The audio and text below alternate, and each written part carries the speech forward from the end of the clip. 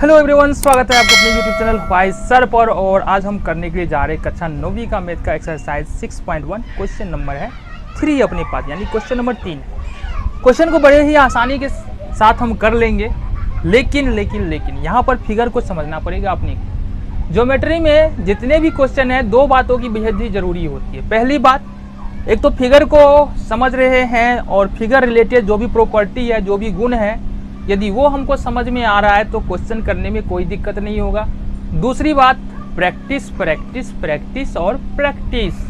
बिना प्रैक्टिस के ज्योमेट्री तो कभी भी आसान नहीं होने वाला है ना। खास करके ज्योमेट्री की बात करें, वैसे प्रैक्टिस तो सभी सब्जेक्ट के साथ जरूरी है, लेकिन ज्योमेट्री में कुछ ज़्यादा ही एफर्ट लगानी पड़ती है ना। तो चलो देखते हैं क्या करना है इस क्वेश्चन में। आकृति 6.15 में कोण पी क्यू आर बराबर कोण पी आर क्यू है ना।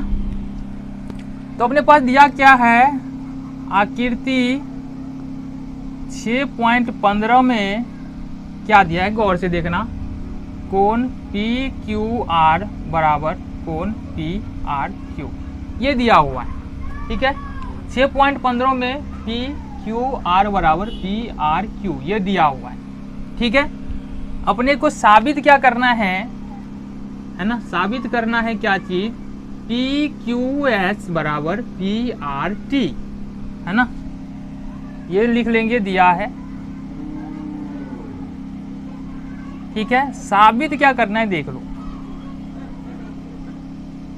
साबित करना है कोण पी क्यू एस बराबर कोण पी आर, है ना। मतलब देखो, अगर सिंपली समझे तो ये कोण और ये कोण बराबर है, और ये कोण बराबर ये कोण साबित करना है हमको। सिंपली में ये बोल सकते हैं। कैसे करेंगे देखो, बिल्कुल आसान है, कोई भी मुश्किल नहीं है।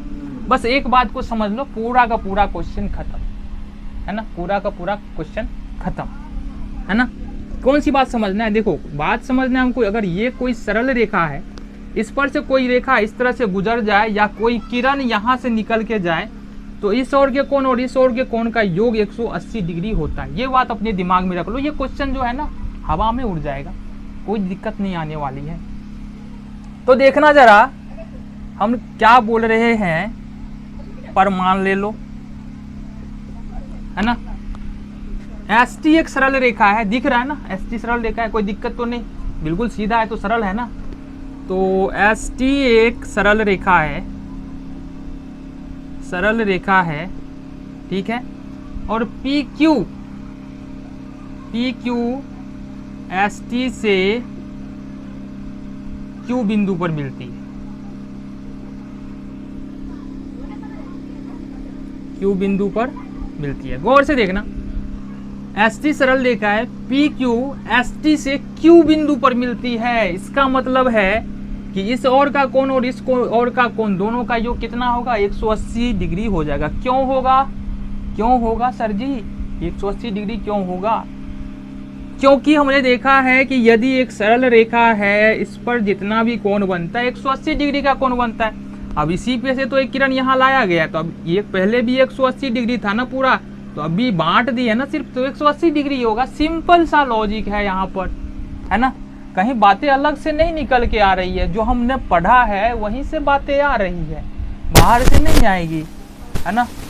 तो बताओ, एस टी एक सरल रेखा है, पी क्यू एस टी से क्यू बिंदु पर मिलता है। इसका मतलब इसलिए हम लिख सकते हैं कोण पी क्यू आर, यानी कि कोण पी क्यू आर ये वाला कोण बड़ा प्लस कोण पी क्यू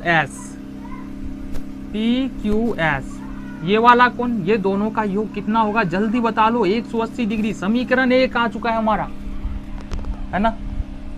इसी तरह से देखना, अब तो कोई दिक्कत नहीं होना चाहिए। इसी तरह से हम लिख सकते हैं कि कोण ये बराबर कोण ये 180 डिग्री, है ना।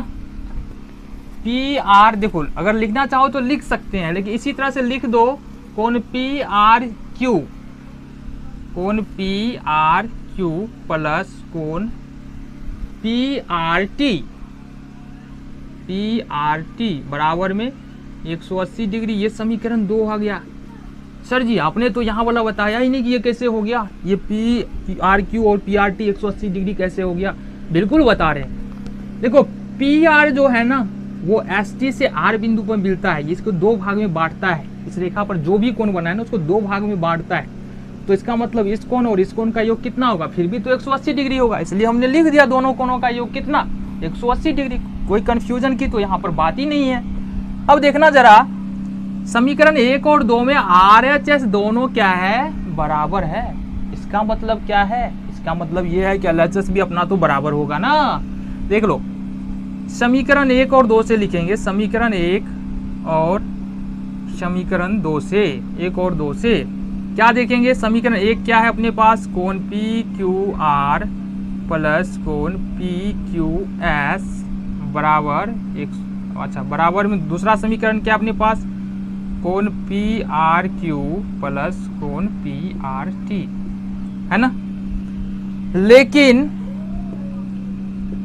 लेकिन देखना हमारे पास क्या दिया हुआ है, देखना PQR बराबर PRQ, लेकिन दिया है कोण PQR बराबर कोण PRQ। माना कि कोण PQR बराबर कोण PRQ दोनों बराबर है ना, तो मान लिए इसका वैल्यू कितना है, x। इसका वैल्यू कोण PQR और कोण PRQ का वैल्यू x। अब इस वाले में देख लो, इस वाले में क्या करना है, कोण PQR और प्लस कोण PQS। इस वाले समीकरण को पहले लिख रहे हैं, बराबर में कोण PRQ प्लस कोण PRT। समझ में आ गया। अब इस दोनों का वैल्यू क्या है अपने पास, x है ना, तो दोनों की जगह पर x रखो।